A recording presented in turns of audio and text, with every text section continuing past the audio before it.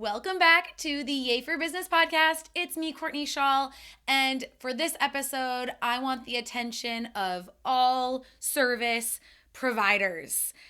How should you be organizing your calendar and your schedule as a service provider? How many hours a week should you be spending on client work? What should you be doing those other hours? How do you manage it all? We are going to talk about that in depth in today's episode. So go get your notebook and a pen because I've got some really juicy tips for you, some big mindset shifts as usual. It's never just about the surface level strategies and all of that. You've tried all those things already, right?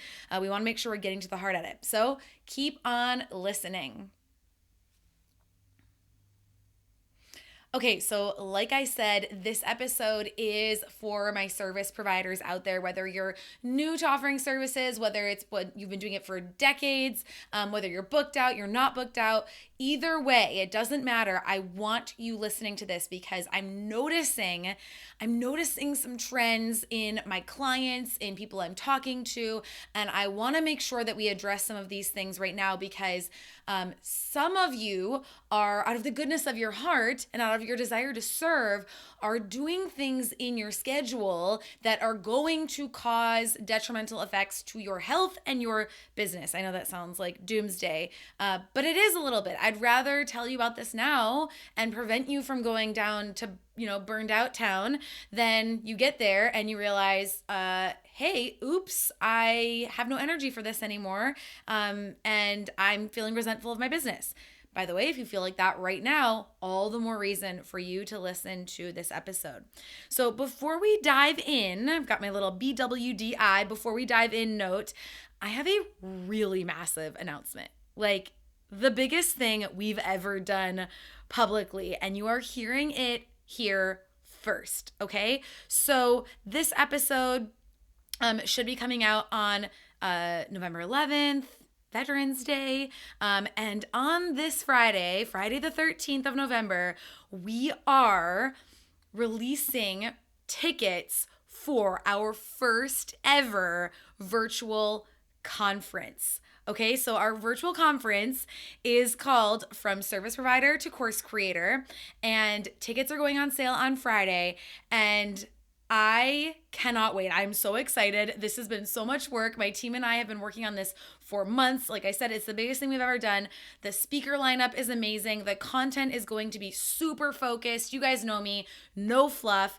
And so make sure that you grab your ticket on Friday. If you're on the email list, you will get an email on Friday with the link to buy your ticket. I'll share about it on Instagram and everywhere else. But you want to make sure that you get your ticket for the event and mark off the days of December 8th and 9th. And then there's also going to be a bonus day on the 10th for this conference.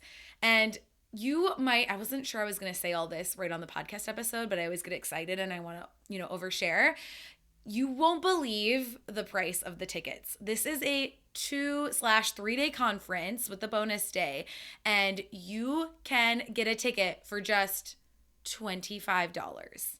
I don't think I've charged that little for something in years and years and years since I probably started, selling like digital downloads and stuff like that.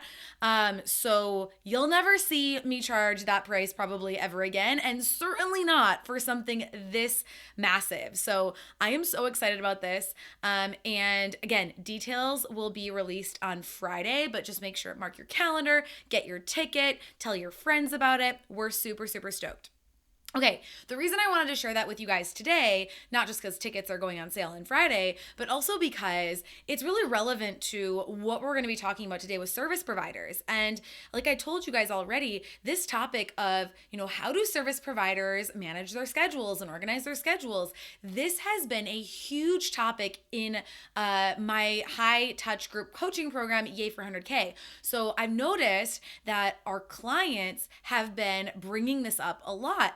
And I started to notice some patterns. You guys know me. I observe, I pay attention, I see what's going on, I see the big picture, I see like what's causing this, what's doing that. And then I started to go, oh, this is what's happening. This is why service providers are burning out. This is why people tell me for literally years they're going to launch a course and they don't do it.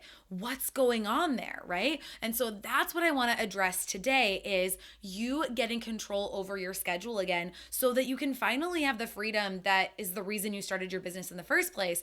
And what's going on your schedule right now or where you're headed is the opposite of freedom. And that is going to cause you to just be really unhappy and unsatisfied with your work. So first, what we're going to do is I'm going to talk about 2 huge mistakes that you are making. And it all falls under this umbrella that I uncovered. I found this umbrella and I was like, oh my God, this is happening a lot with service providers is you have to stop prioritizing client work over working on your business. Is your mind blown already? This is a huge shift for a lot of you. Now, I say this to you knowing that if you follow me, if you're in my audience and you're the typical kind of person in my audience, you are all about doing your best work. You're all about serving your clients. Most of the people in my audience have service as one of their core values. A lot of bleeding hearts, a lot of Enneagram 2s out there who love to give, and help others. But here's the thing. If you prioritize your client work over working on your business, you're not going to have a business for very long. The metaphor I like to give, and I always have to give this caveat, I'm not a parent and I don't know what I'm talking about, but I want to just share this example with you. It's what they say, as a parent, you need to take care of yourself first so that you can take good care of your kids, right? Otherwise, you're going to end up getting snappy and you're going to, yell at your kids and you're going to do things that you regret because you haven't filled your cup first. And it's the same concept here. It's that whole classic, put your oxygen mask on first. You've got to do this in your business as well as a service provider. Now, here's a couple of things. We're going to dig deeper on this.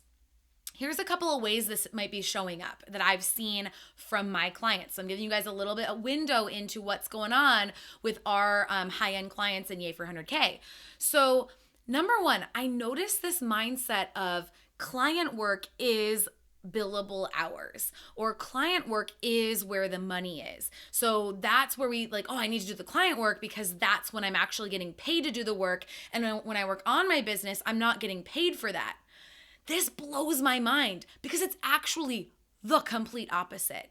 Yes, your clients are paying you for that work, but the time that you spend doing the client work, being on a coaching call if you're a coach, hosting a consultation if you do consulting, doing the creative work if you're a creative, whatever your expertise is, that time you spend doing the deliverable for the client work, that is not where you're making money, right? That's where you're delivering on your promise, but you already made that money. So when we start to over focus on client work, we end up making less money, and it confuses our brains because our brains are thinking in terms of being an employee and the way that we were raised in school about, doing the work and all of that. All of this in our society and in our culture has created this mindset for so many of us, most of us, where we think if I'm not sitting and actually doing client work, if I'm not in the room with the client or the virtual room right now, right?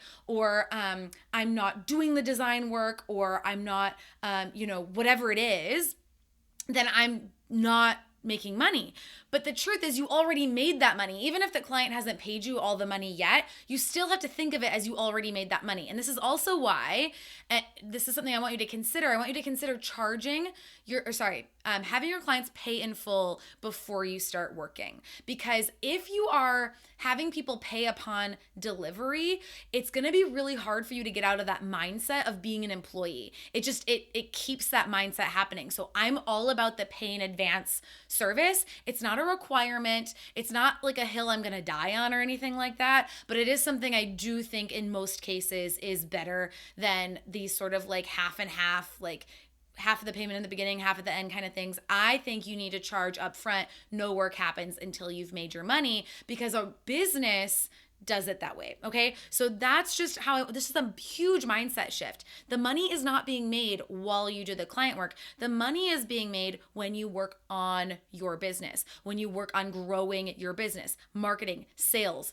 Those are the things that you're forgetting to do when you focus too much on those quote unquote billable hours, but we don't even do hourly work, right? If you're in my sphere, you already know Courtney doesn't believe in hourly work. We were on a Yay for Clients call, earlier last week, I guess it was, and we have a student who is mentioning how she's still doing some, charging hourly for some of her work, and everyone started laughing on the call because I guess I had like a very visible, visceral look of disgust on my face when I heard that, because hourly work is not going to have you having any kind of successful business, okay? So if you're doing that, that's the first step. But then there's also the mindset shift. You could not be charging hourly and you could still be thinking of yourself as an hourly employee, right? So we need to make that full shift and get rid of this whole concept of billable hours. We're not lawyers. That's not what we're doing. And if you are a lawyer and you're an entrepreneur, then you need to stop doing it that way too.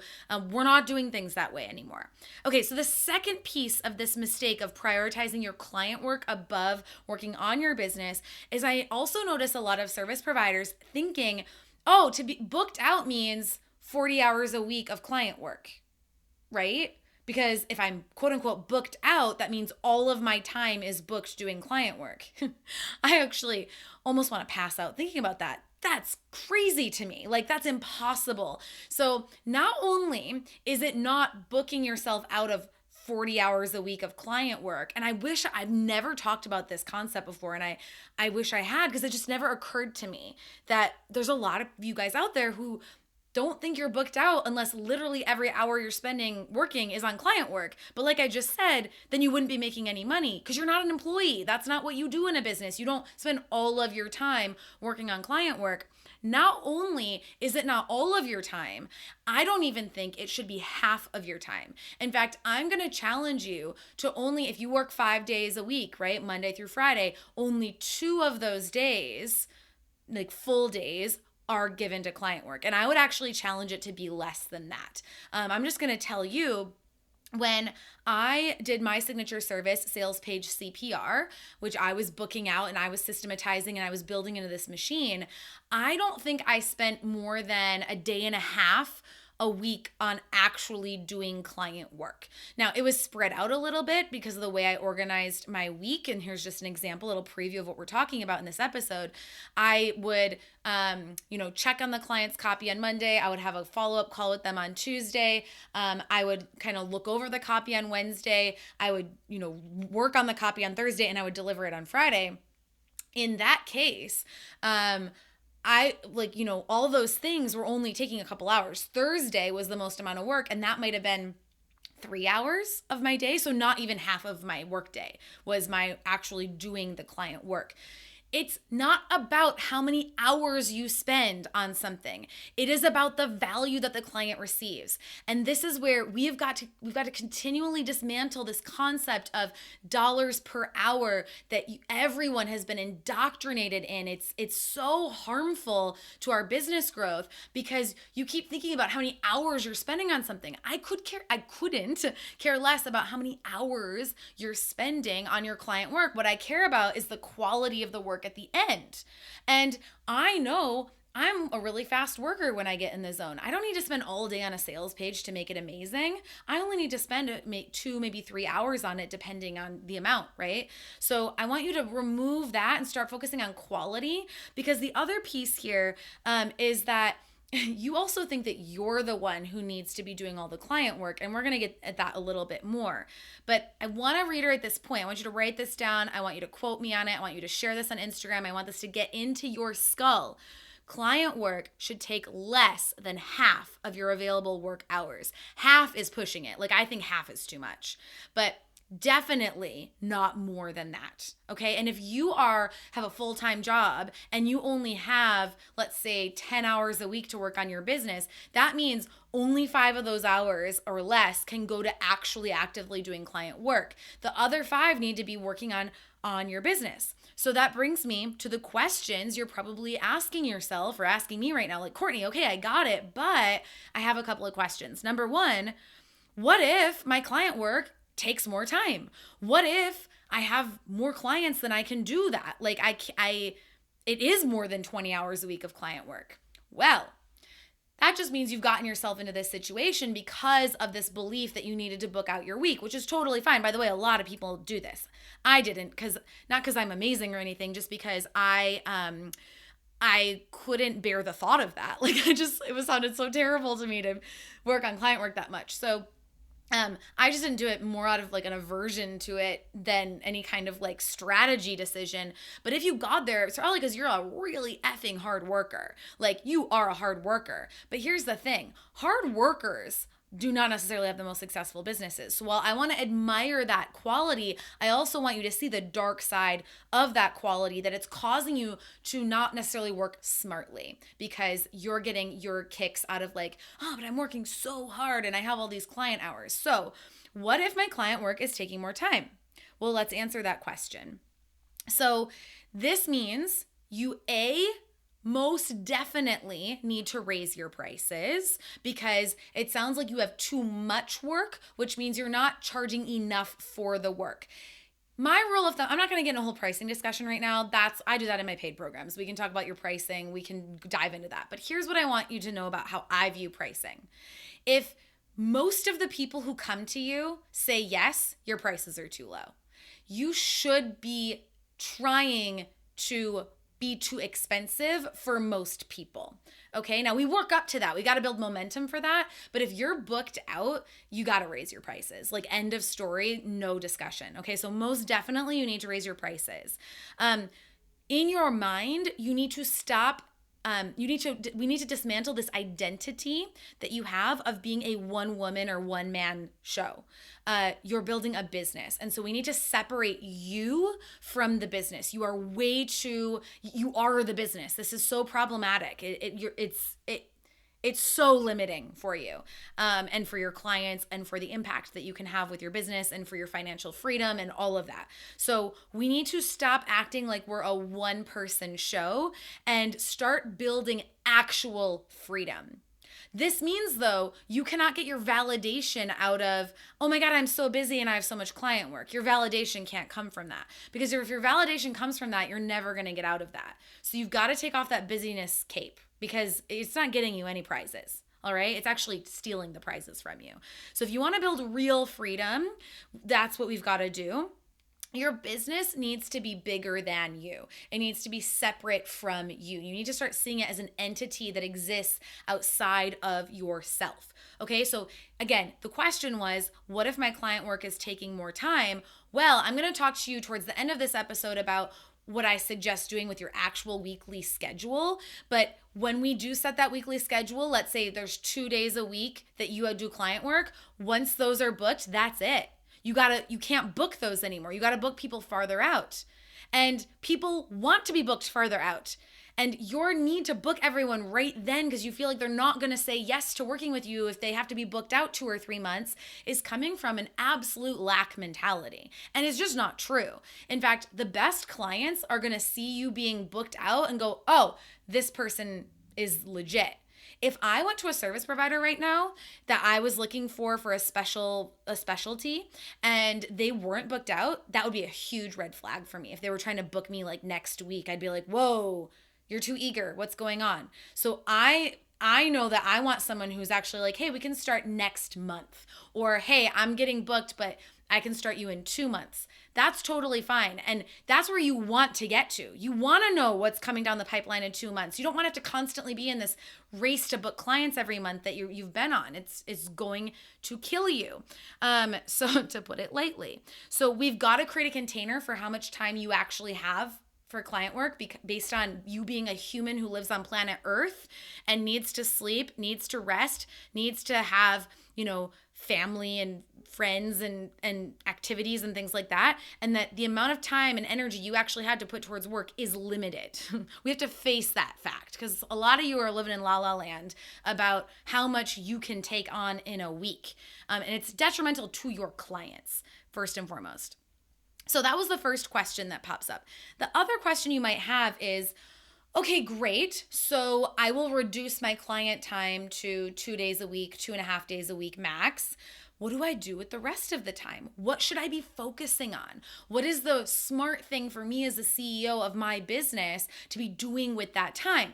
Well, that's a great question. I'm really glad you're asking this question because that is a sign of a CEO who's going to be growing their business. Okay? So, most of your time needs to be spent on being the business owner, not the doer of all the things. Because when you're in the weeds doing all the things, you're not building the machine, you are the machine. Right now, you are the machine. You need to stop being the machine and start building the machine. All right, did everyone have time to write that one down? Because that is going to change your life right there. You are not the worker bee. You are not the machine. You are not the implementer. Now, you might be playing a lot of those roles right now because you only have you or you only have a VA or something like that. Totally fine. But you have to start shifting to, but I'm building the machine. So I'm doing some of the parts right now. I might be the copywriter, I'm the coach, I'm the this, but I'm building a business. So I'm working to replace myself in those roles. Don't get scared. It's just a thought experiment. Just play around with it. All right. You don't have to do anything about this. You just have to start asking yourself these questions. Okay. So how do we start building the machine, working on the machine versus being the machine? Well, I want you to write this down, okay? There are 3 core pillars of your service that you need to streamline in order to have freedom, okay? 3 core pillars. Number 1, marketing your service. Marketing is all about getting out there and being visible and being having your brand in front of more people. It's all about the growth of the numbers, right? So we have to continue to market and we need to streamline this. This cannot be an afterthought of when you have time, when your energy is good, when you've had a nap. It has to be a system that is happening in your business no matter what, okay? The second pillar of streamlining your services is the sales pillar, selling your service. Now, the sales is what's happening when we actually start saying, hey, I have this thing. In order to hire me, this is the process. And it goes from that until they've signed that contract and they've paid that invoice. That is the sales process. And it's very important to streamline this. A lot of you are losing so much money right now because you are willy-nillying your sales process. You are having calls with too many random people who have not been filtered. You don't have a high converting work with me page that is basically a salesperson for you 24/7, 365. You don't have a structure for your sales calls. You don't have requirements for who you say yes to and who you say no to as clients. So you don't have that sort of standard set, and you don't have an easy process for onboarding people. So you're letting your emotions and whims get in the way. So a few ways this can show up is you're over giving people proposals. So they're ready to go, but you think they need like another proposal or You're giving yourself too much work to do on the sales end. You're customizing things, right? You're saying yes to clients who aren't a good fit. This is leaks in your sales process. So we've got to systemize that. We've got to streamline that and tighten that up, because right now you might have a lot of people out there who are reaching out to you and you are not making the most of those. So I teach a process called my lazy sales process for you to close 90% of your sales calls without them even feeling like sales calls. I know that sounds too good to be true, but it all comes with having that really high converting work with me page, that application form, the sales call. All of it has very specific points to create a system that makes it easy for you to get the right clients and push away the wrong clients, versus right now you're getting a lot of the wrong clients and you're pushing away the right clients. So again, this is costing you thousands and thousands of dollars that you're not even realizing. You don't even see it happening, but it is. Okay, so that's what we call money on the table. Okay, the third pillar of streamlining your service is the delivery process, right? So we've marketed our service, we've gotten our brand out there, we've built relationships with people, then we sold our service with a really streamlined, easy sales process that doesn't feel icky at all whatsoever. It just feels nice. It feels like you're being of service to someone because you are. And then we deliver the service. So here's where people really struggle is some of you are being very stubborn about how you think freedom is doing the service in a way that feels good to you in that moment. So like, hey, with this client, I'm going to do this way. And with that client, I'm going to do it that way. And my creative process is a little bit different each time. And that's just like, how I am. And that's freedom. That is the opposite of freedom. That is a trap. Okay, so the delivery of your service needs to be streamlined. There's two aspects to this, and we do this in depth in Yay for 100K, but I'm going to give you a little insight into this. So the first element is the touch points with the client, what the client sees, what the client interacts with. So any calls you have, any emails you send them, any forms they need to fill out, revisions they need to give you, editing, anything like that. Those are all, that's the delivery process of your service. And you have so many opportunities there to be efficient and streamline and simplify that you might not even realize, okay? But you need to take a look at those services. We need to have a very predictable delivery process that happens the same way for every client. It's going to free up your schedule immensely, versus you kind of like winging it a little bit with each client. Okay, the second piece of the delivery is your process. So there's the steps of delivering the service, the client touch points that I just talked about, but then there's your process. So this is especially important for anyone who does creative work. So if you are a copywriter, a designer, a photographer, anything like that, right? You name it, a choreographer, there's going to be some behind the scenes work where you have to do your creative part. That has to be systematized. There needs to be a step-by-step process you follow. Otherwise, and this is going to be real blunt and I'm real serious, you are an amateur, not a professional. Professional creatives do not wing it. They have a process. Amateurs think that the process steals the creativity and they have those romantic notions about writers being up in the middle of the night, sipping wine and like waiting for their muse. Professionals know how to summon the muse. They have a process. So it is so important that you document a process. This is going to make you feel so pro. And again, it's not to stifle your creativity. It's to harness your creativity. An example of that, the writing process, okay?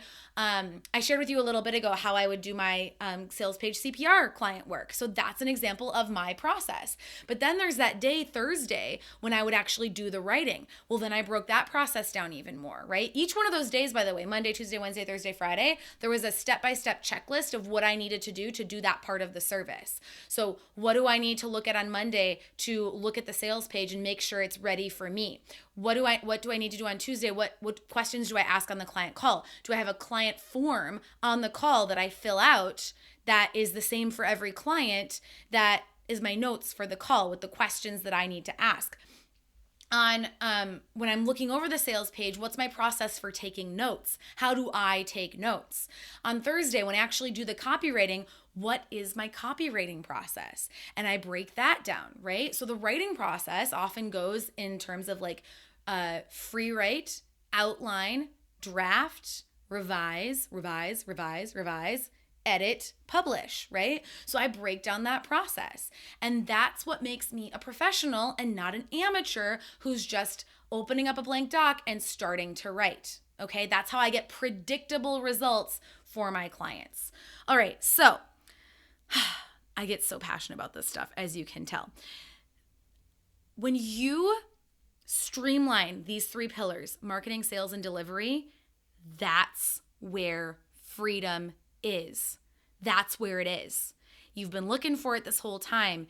It's in the thing that you think is the what you're thinking is the opposite of freedom is what's going to give you freedom. It's the great irony of this whole business thing, right? Trust me on this. Please trust me on this. So all of that, what I just shared with you, just so you guys know in context, that's the first phase of Yay for 100K. What we do with our clients is helping them streamline each of those three things so that they can have predictable clients coming in, booking those clients, and delivering high quality work for those clients while cutting their work time in half because it's all streamlined. When they cut their work time in half, then they have time and space to grow their audience, to work on their business, to work on launching their program, etc. Okay, so if that's interesting to you, this is my little like shameless plug here. I always encourage you to come apply to work with me in Yay for 100K so that we can like help you to do that. And when you apply, we'll send you an exclusive training where I go over these three pillars in more depth, plus the rest of my process, because this is just the first phase, right? There's 3 phases. But also what I want to remind you is on Friday, we're opening tickets, right? We're releasing tickets for our tickets go on sale. I don't know why I keep saying releasing tickets. That sounds so weird. Tickets are going on sale for our virtual conference. And at that conference, we're going to be talking about all of this way more as well. So you'll get a way bigger picture of that. So those are just a couple of next steps for you, depending on where you're at. Okay, so that's my little like sales intermission. Now, here's the part that you probably came for when you pressed play on this podcast episode. What does an ideal weekly schedule look like for a service provider? All right, so I'm going to back it up even more. What does a monthly schedule, a quarterly schedule look like for a service provider? Because by the time we're focused on the week, we don't know if that's even the stuff we should be doing that week. Let's not organize the details until we know that the roots are good, right? Because we might end up changing things. So I want you to zoom out. And what I want you to look at is I know this is scary given this year, but I want you to look at a calendar for 2021. And it's awesome. They have some of these big printout ones where you can see like the full year all at once. Those can be good. You can buy those, whatever. You can draw it out. I often will just get paper and draw it out myself. But I want you to look at those 12 months. And I want you to think about how much money you want to make next year. And I want you to think about, okay, then how many clients would I have to have at my pricing or, whatever my pricing is going to be? And okay, if I want that many clients in the year, how many clients do I need each month? And then I want you to look at the calendar and I actually want you to go physically on your calendar. I use Google Calendar. And what I would do, and I did this for my services, it's one of the best things I ever did, is I went and I blocked out weeks for clients. So it depends on what your service is. My service, it was, I blocked out a week for each client because I had that Monday, Tuesday, Wednesday, Thursday, Friday process. I designed that because I wanted to contain it all in one week. But whatever your process is, if you can do 2 clients a month, 10 clients a month, it just depends on the work you do, then I want you to actually physically go block that out on the monthly calendar, okay? Then we can get into the weeks, right? Okay, then what do the weeks look like? So in last week's episode, I talked about how I manage my schedule, my weekly schedule with ADHD. And I talked a lot about batching days and how I've had to adjust my batching days over time.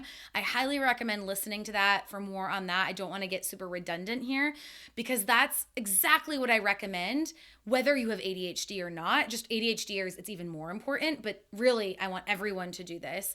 But your schedule needs to have 2 qualities, your weekly schedule. Number 1, it has to prioritize business growth, okay? That's your number 1 priority. Number 2, it needs to contain client work. I use contain in the sense of like, you need to put it in a container and it cannot leak out of that container. So if your client work is, I take client calls on Tuesdays and Thursdays, then that's it. If someone's like, I need to book a call with you and you're full on Tuesday and Thursday, then they need to book the next week, right? And we're going to talk about that because you probably need to raise your prices.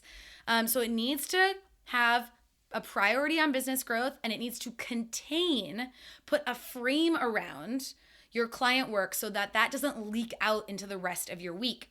So for example, Here's what my schedule looks like right now, because we have clients with Yay for 100K. So it's a little bit different because that's not exactly a one-on-one service, but it's got a similar kind of container around it. So Monday for me is I do marketing things. I do weekly prep, my to-do list, my calendar. I go over everything I need to get done that week. And I'm recording my podcast episodes on Monday. Okay, so it's Monday right now. Then on Tuesday is my meeting day. Tomorrow, I literally have meetings from 9:30 in the morning until 4 o'clock in the afternoon. And you know what? It's a lot. I'll probably need to take less meetings in the future, but it's all contained on Tuesday. And I know that I don't have to do meetings after that. Okay. Wednesday is my content creation day. And normally it's content for our programs, like for Yay for 100K, but also could be other types of content, podcasts, things like that. It's also my finance day. So I have a whole list of finance tasks that I do every single week, a month, quarter, in ClickUp assigned to me. And so that's the day that I go through and make sure that I'm, updating my budget and, tracking our income and all of that, bookkeeping and all that kind of stuff. Okay. And then Thursday is client day. Thursday is the day that I host our Yay for 100K client coaching call. And I also record all of the critiques of all of the submissions that our clients have given over the week on their work, because it's a very hands-on program. So that's Thursday. That's it. That's all we do on Thursday. And then Friday is what I'm calling CEO and self-care day. So I have my sort of big thinking time to think about like, okay, what are the problems that are bothering me right now? And like, how do we address them? And growth, thinking about growth, planning for the future. But also it's when I try to schedule my counseling appointment, my acupuncture and things like that. So I can kind of ease into the weekend on Friday.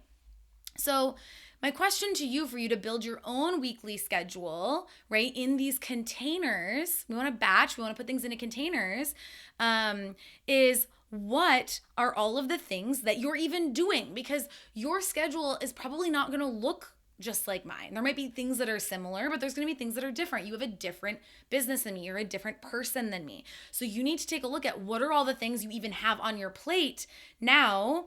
What category do they fall into? It's just like if you guys watched the Home Edit on Netflix, they talk about categories, right? Now we look at everything in someone's refrigerator and then we put them into categories. Everyone doesn't have the same categories. Now there's probably a lot that are similar. A lot of people have like veggies and cheese, but some people might need like a whole area in their fridge for like LaCroix, So you need to look at what are the categories you have in your schedule. And then you just kind of have to design something and try it out. Sort it into days. And then once you've sorted it into days, you've got your Monday, Tuesday, Wednesday, Thursday, Friday. Then you need to look at, okay, what needs to happen for this to get implemented? Because you probably have things scheduled in the next couple of weeks that don't fit in. So you need to look and say, hey, are there any standing meetings that I need to move? I had to do this with my team. I had meetings on Wednesdays and Thursdays. I had to move all of them to Tuesday. Any future appointments that you want to reschedule because they don't fit with your batch days. Now, sometimes it doesn't work out, but you want to do your best to adhere to those categories.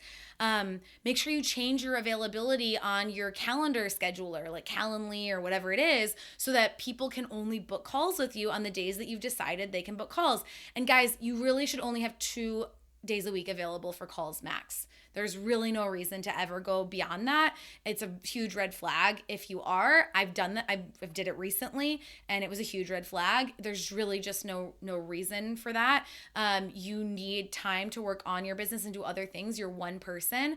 And so if you are booked out and you do one-on-one calls as your service, you probably need to raise your prices and you need to book people out farther in advance. Okay. Or have a waiting list, or hire someone who can do it because you only have a certain capacity. Okay, so here's what you might realize as you go through this process. Number one, you might realize that you are not currently being efficient with your time. You have random sales calls after a full day of like something else and you're exhausted. You have meetings that are just like like fracturing your day so you can't really dive in and get focused on anything. You don't have any like clear buckets of time to focus on work. So you have all these like little fragmented things. So you can't like have 2 hours to work on content because there's no space where you have 2 hours free. That's terrible. That's so inefficient. We want to put the big rocks in first, right? And then the medium sized and then the small. You don't start with like scheduling a bunch of 30-minute one-on-one calls. You start with, on Thursdays, I need 3 hours in the afternoon to work on content, right? That's what you start with. Then you plan the calls around it. And you might also notice that you're constantly context switching. Like we have a client who told me that she would have a full day, and she works in person. She would have a full day, which is very physical in her work, in person with clients. And then at the end of the day, she had a sales call. I was like, that's terrible. Like, why would you do that to yourself? Like, don't do that to yourself. But it's because we don't have organization around our calendar. We don't have boundaries and categories in our calendar. And so things get added everywhere. And then you're not showing up your best for your clients because you're like, oh my God, I have to the sales call later that you're stressing about. And then you also aren't showing up at your best for that sales call because your head is somewhere else. This is costing you money. I can't say it enough. It is costing you thousands and thousands and thousands of dollars, probably hundreds of thousands of dollars, to be quite honest. Okay, so that's the first thing you might notice. The second thing you might notice is you're over capacity. And this is probably most of you, okay? So your calendar doesn't lie. You have 24 hours in a day, and all of those cannot be spent working, or you will not be with us for very long. You are going to burn out. You only have maximum 8 hours a day to work Monday through Friday. That's 40 hours a week. If you can't fit everything in, it's not saying Courtney's system is flawed. It's saying you have a really big problem with overbooking yourself. You cannot do more than you can do. You are a human being living on planet Earth. I'm sorry, that's just the fact of the matter. You only have so many hours, and get this, every hour is not created equal. So what's even more important than time management is energy management. And different hours, our brains are in very different like zones and very different energy. And I highly recommend that you guys pick up the book When by Daniel Pink. It's such a good book. He goes over this. He will make all the arguments for me. I definitely recommend you get that because you'll just realize how insane your schedule is right now. So if you are in this case where you're at capacity, you're bursting at the seams, and I was just here like a few weeks ago, so I get it. But in this case, you need to do 3 things. Number 1, you need to look over everything on your plate and see if anything can be deleted, which it absolutely can. You need to be ruthless about this. What is a nice to have and not a must? So you might be saying, oh, I want to do a Facebook Live every single week, but you literally don't have time for that. Then what if you just did every other week? It doesn't have to be like this binary black or white, but we don't need to go all out on everything, right? So what can be reduced or deleted? Number 1. Now, for the rest of things that are left after you delete, what can be automated? So are there things where there's a technology that scheduling, anyone who's not using an online scheduler and you're just mad because you don't want to spend $10 a month, you're being an amateur, not a professional, flat out. You need to spend $10 a month, get a couple less, lattes in the month. The scheduler is going to save your life. Okay, so you need to automate those pieces. And then the third thing is anything left, you need to say, okay, I've deleted, I've automated. Now what's left, what can I hand over to someone else? And you need to hire probably a VA and or what I call a junior expert, which is basically a mini you, someone you're training at your expertise. So for me, I hired a sales page copywriter and I trained her in my process. We can do a whole podcast episode on that some other time. And then I knew I could hand over sales page work to her. So I could increase our bandwidth for how many clients we could take on because I knew that I could hand over the work to her and still the business is making a really good profit on the service. So delete, automate, and delegate. This is where streamlining and efficiency happens, okay? All right, so in conclusion, this whole thing around scheduling, this whole madness around our calendars, and frankly, like this avoidance we have, this denial we have about what's really going on our calendars is why so many service providers get stuck for so long and their businesses sort of cap out at like, I don't know, $5,000, some at $10,000 a month. Like they just can't grow anymore. Some at $2,000 a month, right? And so it's the amount doesn't really matter as much as like it's the same root cause, right? So we've only scratched the surface on this today, and I will talk about this for hours and hours. But what I want you to take away from this is that your calendar is going to eat you alive if you do not put these practices in place. If you do not make these shifts, if you're not there yet of being overbooked, you might be headed there. And this is the warning sign to like take the other path, okay? You'll never, quote unquote, find the time to work on your business. Here's what happens when overbooked service providers try to, quote unquote, find the time. I've seen it happen a million times. I'm slightly exaggerating, but I've seen it happen 100 times. What they'll do is say, oh, I need to work on my Instagram content so that I can grow my email list, or I can grow my Instagram audience, so I can grow my audience, aka marketing. Okay, well, I'll work on that on Saturday because I'm booked with clients. That's my real work. And then when I have extra time on Saturday, I'll work on Instagram. Do you see what happened there? This person prioritized what over what? Their clients and their client work over their business growth. That is never going to change until you make it change. It's not just going to happen. It's just going to get worse and worse and worse until you prioritize growing your business over your client work. This is in your client's best interest, by the way. Just like a parent prioritizing their self-care is in their child's best interest, you prioritizing your business, the health of your business over your client work is in your best interest, in your business's best interest. Okay, so you have to make the time. You have to decide, and it can't be afternoon on Friday. That's when I work on my business. You can't give it the reject time. You have to give it the prime time. What is the prime time in your calendar? Is it Monday? Is it Wednesday? Block out an entire effing day, and that day you work on your business. And if you don't know what to do to work on your business, well, that's the first thing we need to do. But we have to stop avoiding this and being in denial about this, okay? So I want you to do two things. The first thing is my action step for you. This is my challenge for you. Right now, I want you to decide, what are you going to do today to take control of your schedule? It could be one small specific thing, but you need to decide right now. This isn't I need time to decide. I don't believe in that, by the way, time to decide. That's just putting off deciding. What is your decision right now? What are you going to do to take your life back, take your schedule back?